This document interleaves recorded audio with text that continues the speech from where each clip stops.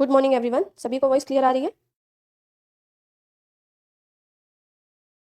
Okay ठीक है, audio video okay. Sipun Sahu ठीक है, चलिए। हाँ ओके ओके ओके ठीक है। तो चलिए पहले क्वेश्चन पे बढ़ते हैं। आज के अपने फर्स्ट क्वेश्चन पे। फर्स्ट क्वेश्चन देखो हमारा क्या कह रहा है। कह रहा है सीमा सुरक्षा बल यानी बीएसएफ की पहली महिला, ठीक है, पहली महिला स्नाइपर जो है वो कौन बनी है। ठीक, सीमा सुरक्षा बल यानी कि बीएसएफ की पहली महिला स्नाइपर जो है वो कौन बनी है। काफी इंपॉर्टेंट है। अगर किसी भी महिला को प्रथम बार कोई पद दिया जा रहा होता है तो वो आपके एग्जाम के लिहाज से बहुत ज्यादा इंपॉर्टेंट होता है। ठीक है, कई बार पूछा जाने का चांस होता है उसको। ठीक, तो चलो देखो क्या पूछ रहा है कि बीएसएफ की पहली महिला स्नाइपर जो है वो कौन बनी है। तो आप यहाँ देख सकते हो, ठीक है, आपके पास ऑप्शन है अनीता जोशी, ठीक है, अनीता जोशी, महिमा नीमर, सुमन कुमारी या फिर गंगा पांडे। तो हमारा राइट आंसर जो है वो क्या हो जाएगा। सभी स्टूडेंट यहाँ पे आंसर करो। राइट आंसर जो है वो हो जाएगा सुमन कुमारी। ठीक है, सुमन कुमारी जो है ये बीएसएफ की पहली महिला स्नाइपर बनी है। ठीक है, बहुत ही इंपॉर्टेंट क्वेश्चन है ये आपका, ये समझ लो। सुमन कुमारी जो है ये देखो ये बनी हुई है, ये भारत की पहली, ठीक है, बीएसएफ की पहली महिला स्नाइपर बनी है। ठीक, अभी तक कोई भी महिला स्नाइपर नहीं थी। ठीक है, देख लीजिए बीएसएफ की सब इंस्पेक्टर सुमन कुमारी सीमा सुरक्षा बल बीएसएफ की पहली महिला स्नाइपर बनी है। इनके बारे में देख लो, ये कहाँ पे है, हिमाचल प्रदेश के मंडी से बिलोंग करती है। ठीक है, हिमाचल प्रदेश के मंडी जिले से बिलोंग करती है। ठीक है, और सॉरी, बीएसएफ में शामिल कब हुई थी, वर्ष 2021 में ये बीएसएफ में शामिल हुई थी। 2021 में बीएसएफ में शामिल हुई थी। अब जो है स्नाइपर बन गई है।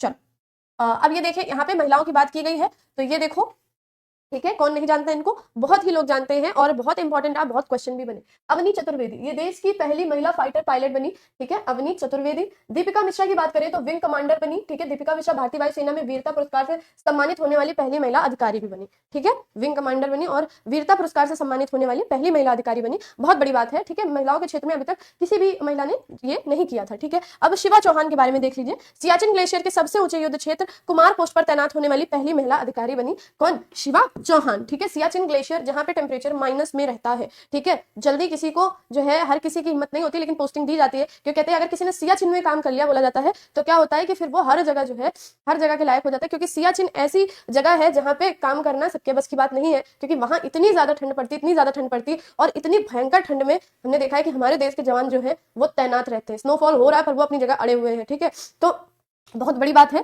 ठीक है, शिवा चौहान जो है वो सियाचिन ग्लेशियर की सबसे ऊंचे युद्ध क्षेत्र कुमार पोस्ट है। सियाचिन ग्लेशियर का जो सबसे ऊंचा युद्ध क्षेत्र उसको कुमार पोस्ट बोला जाता है, उस पर तैनात होने वाली पहली महिला अधिकारी बनी है। तो यहाँ हम लोगों ने महिला से, पहली महिला से रिलेटेड जो आपके रक्षा क्षेत्र है उसमें सारी चीजें देख ली। ठीक है, सेना क्षेत्र में जितनी भी इंपॉर्टेंट चीजें थी जो कि अभी हाल में ही हुई हैं, जो पूछी जा सकती है आपकी, उनको हम लोगों ने देख लिया। ठीक है, नेक्स्ट क्वेश्चन पे आते हैं भाई। नेक्स्ट क्वेश्चन देखो क्या कह रहा है। ब्यूरो ऑफ एनर्जी इफिशियंसी, ठीक है, ब्यूरो ऑफ एनर्जी इफिशियंसी यानी कि बीई, ठीक है, बीईई के राज्य ऊर्जा दक्षता सूचकांक 2023 के अनुसार ऊर्जा के क्षेत्र में शीर्ष प्रदर्शन करने वाला राज्य जो है वो कौन सा है। ठीक है, यहाँ पूछ रहा है कि ब्यूरो ऑफ एनर्जी इफिशियंसी, ठीक है, बीईई के राज्य ऊर्जा सूचकांक 2023 के अनुसार, ठीक है, ऊर्जा के क्षेत्र में सबसे अच्छा प्रदर्शन करने वाला राज्य जो रहा वो कौन सा रहा। ठीक है, यानी कि स्टेट एनर्जी इफिशियंसी इंडेक्स 2023 में टॉप रैंकिंग जो रही वो किसकी रही, कर्नाटक की, तमिलनाडु की, आंध्र प्रदेश की या फिर केरल की, किसकी रही। सभी लोग कमेंट में यहाँ पे आंसर करेंगे।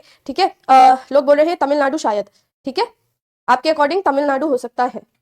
अच्छा, भूपेंद्र भी बोल रहे हैं, भूपेंद्र भी बोल रहे हैं बी ऑप्शन तमिलनाडु। तमिलनाडु, हाँ, चलो भाई। अच्छा, तो मोस्टली लोग जो है उनको लग रहा है तमिलनाडु होगा। पर चलिए बात कर लेते हैं कि टॉप पे कौन सा राज्य है। तमिलनाडु नहीं है, बल्कि कौन सा है, ऑप्शन ए कर्नाटक है। ठीक है, जो लोग भी ऑप्शन ए कर्नाटक बता रहे हैं या जिन्होंने भी ऑप्शन ए सोचा उनका आंसर बिल्कुल सही है, क्योंकि कर्नाटक जो है वो यहाँ पे इस रैंकिंग में, इस इंडेक्स में टॉप कैटेगरी पर आया है। ठीक है, ब्यूरो ऑफ एनर्जी इफिशियंसी, ठीक, इंडेक्स 2023। चलिए के बारे में देख लो। स्टेट एनर्जी इफिशियंसी इंडेक्स जो होता है, इसके बारे में जो है हम थोड़ा सा देख लेते हैं। देखो लिखा हुआ है, यह सूचकांक bureau of energy efficiency B और alliance for an energy efficient economy यानी कि AEEE मिलकर तैयार करते हैं। ठीक है, उसके बाद सूचकांक की कुछ की पॉइंट्स हैं, कुछ प्रमुख बातें हैं, उनको देख लीजिए। शीर्ष प्रदर्शनकर्ता जो है वो कौन है, कर्नाटक पहले स्थान पर और आंध्र प्रदेश जो है वो दूसरे स्थान पर आया है। ठीक है, सेकंड रैंकिंग किसकी है, आंध्र प्रदेश की है। कर्नाटक के पहले स्थान पर होने के कारण कर्नाटक राज्य द्वारा ऊर्जा संरक्षण और ऊर्जा दक्षता नीति को अपनाना। ठीक है, कर्नाटक का पहले स्थान पर होने का रीजन जो रहा वो क्या रहा, क्योंकि कर्नाटक ने रिसेंटली ऊर्जा संरक्षण और ऊर्जा दक्षता नीति को अपनाया था। ठीक है, इसलिए कर्नाटक जो है यहाँ पे टॉप कर पाया। ठीक है, चलिए यहाँ पे देखिए और डेथ रिलेटेड एक क्वेश्चन है। अब देखते होंगे जितनी भी हमारी क्लासेस होती हैं 1 से 2 क्वेश्चन हम लोग रखते हैं, ठीक है, जो भी आपके जितने भी ऑबिचुअरीज वगैरह हैं उनसे रिलेटेड। ठीक, अब देखो क्या कह रहा है, हाल ही में पुरातत्ववेत्ता, ठीक है, अरुण कुमार वर्मा, ठीक है, अरुण कुमार शर्मा, सॉरी, अरुण कुमार शर्मा का निधन हो गया। इन्हें किस वर्ष पद्मश्री प्रदान किया गया था? ये एक आर्कियोलॉजिस्ट थे, अरुण कुमार शर्मा, इनका हाल में ही निधन हुआ है। पूछा जा रहा है इन्हें पद्मश्री से सम्मानित कब किया गया था? तो इन्हें पद्मश्री देखो ऑप्शन में है 2007, 2011, 2015 और 2017। सभी लोग अपने हिसाब से आंसर बताओ, ठीक है। Good morning, good morning. कुछ लोग बोल रहे हैं वर्ष 2011 होगा, बी ऑप्शन होगा। चलिए बता देते हैं, यहाँ राइट आंसर जो हो जाएगा वो हो जाएगा वर्ष 2017। इन्हें 2017 में पद्मश्री अवार्ड जो है वो प्रदान किया गया था, ठीक है। क्या थे? बहुत ही मुख्य आर्कियोलॉजिस्ट थे, ठीक है, पुरातत्ववेत्ता थे, ठीक। चलिए यहाँ पे देख लीजिए अन्य जो है मतलब कुछ डिमाइसेस देख लेते हैं। देखो क्या कह रहा है, अन्य निधन अजीज कुरैशी, हम लोग पहले भी देख चुके हैं, उत्तराखंड के, ठीक है, उत्तराखंड के 2012 से 2015 तक, उत्तर प्रदेश के 2014 तक और मिजोरम के 2015 तक के पूर्व राज्यपाल रहे। 3 राज्यों से इनका कनेक्शन रहा, राज्यपाल रहे 3 राज्यों के, याद रख लीजिएगा कहाँ के, कब से कब तक रहे, ठीक है। अजीज कुरैशी बहुत ही इंपॉर्टेंट पर्सनैलिटी, ठीक है, क्योंकि राज्यपाल थे। कुमार शाहनी फिल्म डायरेक्टर और नेशनल अवार्ड विनर, ठीक है, कुमार शाहनी जो है फिल्म डायरेक्टर थे और नेशनल अवार्ड विनर थे, इनका भी अभी हाल ही में डेथ हो गई। फिर फली एस नरीमन, ठीक है, जो कि सुप्रीम कोर्ट के वरिष्ठ वकील थे और पद्म विभूषण से सम्मानित थे, फली एस नरीमन, इनकी अभी हाल में ही डेथ हुई, ठीक है। अमीन सयानी जो कि लोकप्रिय रेडियो होस्ट थे, उनकी अभी हाल में ही डेथ हुई। और डॉक्टर प्रभा अत्रे देखो बनी हुई है, किराना घराने की भारतीय संस्कृति शास्त्रीय संगीत गायिका थी, किराना घराने से रिलेटेड थी, इनका अभी हाल में ही रिसेंटली जो है डेथ हुआ, ठीक है। चलिए तो इंपॉर्टेंट है सारी की सारी ऑबिचुअरीज। देखो अब क्या पूछ रहा है, हाल ही में शहबाज शरीफ जो है वो किस देश के प्रधानमंत्री नियुक्त किए गए हैं? हम लोग पहले भी पढ़ चुके हैं शहबाज शरीफ के बारे में, सभी लोग जानते हैं। बांग्लादेश के, पाकिस्तान के, अफगानिस्तान के या फिर ईरान के? तो हमारा राइट आंसर जो है वो क्या हो जाएगा, पाकिस्तान के नियुक्त किए गए हैं। कहाँ के नियुक्त किए गए हैं? पाकिस्तान के जो प्रधानमंत्री के रूप में इन्हें नियुक्त किया गया है, ठीक है। चलिए उसके बाद देख लो थोड़ा सा इंपॉर्टेंट पॉइंट्स जो है कुछ उनको देख लेते हैं, कुछ फैक्ट्स जो है उनको देख लेते हैं। हाँ वेरी गुड, पाकिस्तान सही है, ठीक है। चलिए मुस्लिम लीग, ठीक है, नवाज पार्टी के मेंबर शहबाज शरीफ को दूसरी बार पाकिस्तान के प्रधानमंत्री के रूप में चुना गया है, ठीक है। शहबाज शरीफ 3 बार पाकिस्तान के पंजाब प्रांत के मुख्यमंत्री रहे, ये 2022 में पहली बार जो है पाकिस्तान के प्रधानमंत्री बने थे, ठीक है, शहबाज शरीफ। चलिए अब देखो नेक्स्ट, देखो क्या कह रहा है, दिल्ली के मानिक शॉ सेंटर में डेफ कनेक्ट यानी कि डिफेंस कनेक्ट 2024 का उद्घाटन जो है वो किसके द्वारा किया गया? तो आप देख सकते हो कौन कर रहा है यहाँ पे उद्घाटन, ये है राजनाथ सिंह, है ना। तो दिल्ली के मानेकशॉ सेंटर में डेफ कनेक्ट यानी कि डिफेंस कनेक्ट जो है 2024 इसका उद्घाटन किया राजनाथ सिंह जी ने। किसने किया भाई? राजनाथ सिंह जी के द्वारा कराया गया उद्घाटन, ठीक है। इसको देख लीजिए के बारे में। 4 मार्च रक्षा मंत्री राजनाथ सिंह ने दिल्ली के मानेकशॉ सेंटर में डेफ कनेक्ट 2024 का उद्घाटन किया, ठीक है। और कौन से इनके ऑर्गेनाइजेशन जो ऑर्गेनाइजर है वो कौन है, जो कि उद्घाटन करवाते हैं वो कौन है? Innovation for defence excellence defence innovation organisation यानी कि आईडेक्स DIO, ठीक है, TNT, ये जो है इनका उद्घाटन या ऑर्गेनाइज करवाते हैं, सॉरी मतलब आयोजन जो है वो करवाते हैं, ठीक है। चलिए उसके बाद देखो नेक्स्ट क्वेश्चन पूछ रहा है, किस राज्य सरकार द्वारा इंदिरा अम्मा आवास योजना जो है वो शुरू की जाएगी?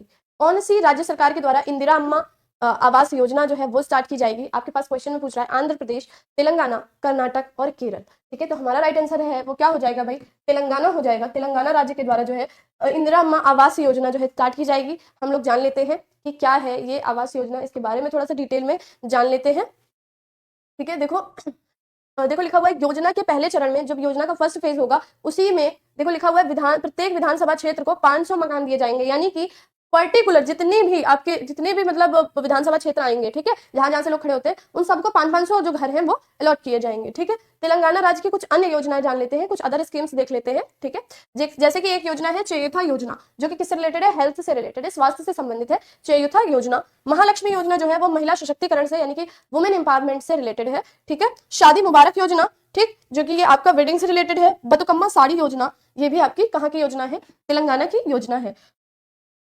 चलिए नेक्स्ट देख लो भाई, ये क्वेश्चन हम पिछली क्लास में वैसे देख भी चुके थे पर फिर से देख लो। 5 करोड़ आयुष्मान कार्ड बनाने वाले देश का पहला राज्य जो है जिसने 5 करोड़ से अधिक आयुष्मान कार्ड बना दिए हैं वो कौन बना है? ठीक है, अब तो 5 करोड़ से बहुत अधिक बन गए, ठीक है। तो देखो पूछ रहा है कि किसने बनाया है? MP ने बनाया, राजस्थान ने बनाया, उत्तर प्रदेश ने बनाया है या फिर बना है बिहार के द्वारा? किसने बनाया है? तो देखो कौन सी सरकार के द्वारा, कौन से राज्य के द्वारा बनाया गया है, यूपी के द्वारा जो है 5 करोड़ से अधिक आयुष्मान कार्ड जो है वो बना दिए गए हैं। आयुष्मान कार्ड बनाने का उद्देश्य क्या है, आयुष्मान कार्ड का उद्देश्य ये है कि जो भी समाज का गरीब तबका है, ठीक है, वंचित तबका है, गरीब तबका है, उस तक भी स्वास्थ्य की वही मतलब स्वास्थ्य सेवा उसी प्रकार से उस तक पहुंचे जो कि एक मध्यम या एक अमीर व्यक्ति को मिलती है। तो होता क्या है कि कई बार जितने भी ऐसे वंचित लोग हैं वो लोग अच्छे इलाज नहीं करवा पाते, जिनकी वजह से उनके सगे संबंधी या उनके परिवारिक जन उनकी मृत्यु हो जाती है, कहीं ना कहीं बहुत सारी प्रॉब्लम्स क्रिएट हो जाती हैं। तो इस वजह से आयुष्मान जैसी योजना से उन्हें बहुत फायदा मिलता है, क्योंकि इसमें जो है खर्चा सरकार वहन करती है। ठीक है, बस आप जो है पात्र होने चाहिए और फिर आपको कहीं ना कहीं जो है इतना रुपए मिल जाता है, जिससे कि आपका जो भी खर्च है वो पूरा का पूरा आ जाता है। तो ये देखो इस तरीके से बनता है आयुष्मान भारत गोल्डन कार्ड।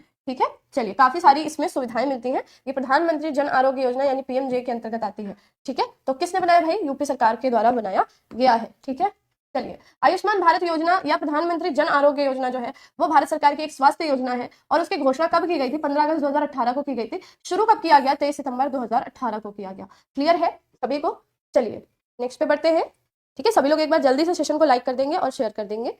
चलो भाई देखो नेक्स्ट क्या कह रहा है देख लेते हैं। देखो कह रहा है north east India film festival NEIFF, ठीक है, 2024 का आयोजन किस राज्य में किया गया, मेघालय में, मणिपुर में, असम में या त्रिपुरा में। North east India film festival, ठीक है, north east India film festival का आयोजन जो है वो कौन से राज्य में किया गया, मेघालय में किया गया, मणिपुर में किया गया, असम में किया गया, त्रिपुरा में किया गया। सभी स्टूडेंट यहाँ कमेंट करके बताएंगे, सभी का कमेंट आना चाहिए।